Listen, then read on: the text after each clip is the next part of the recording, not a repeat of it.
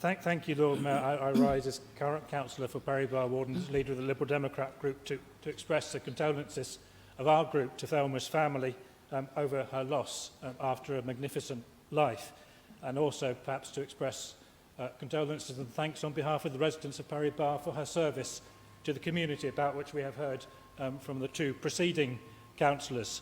And as David Pearce said, all three of us who've spoken were involved in those campaigns in the late 80s, which led to the political change in Perry Barr Ward. And I was there at that account in 1990 when Thelma, sadly for her, lost her seat after 17 years of service. It was interesting because I didn't know her very well.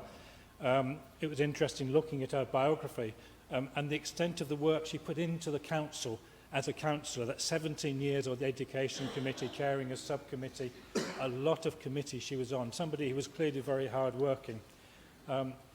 What happened was things changed, and the circumstances in which she lost her seat have been explained, I think, quite fairly. But the other thing that changed was that the other parties, the Liberals, the Liberal Democrats, as we became, and then Labour subsequently, started community campaigning in the area. And sadly, being a chair of a school governors doesn't necessarily get you out there in the community in the way that delivering leaflets through doors at the time, nowadays you use social media as well, but gets you out to the community. So Thelma started to lose her contact with people moving into the community and lose that sense.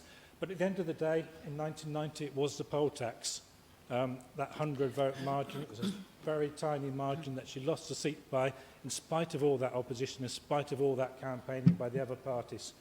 And, of course, Margaret Thatcher, later that year in 1990, was deposed on the back of the poll tax issue. It was that toxic for the Conservative Party.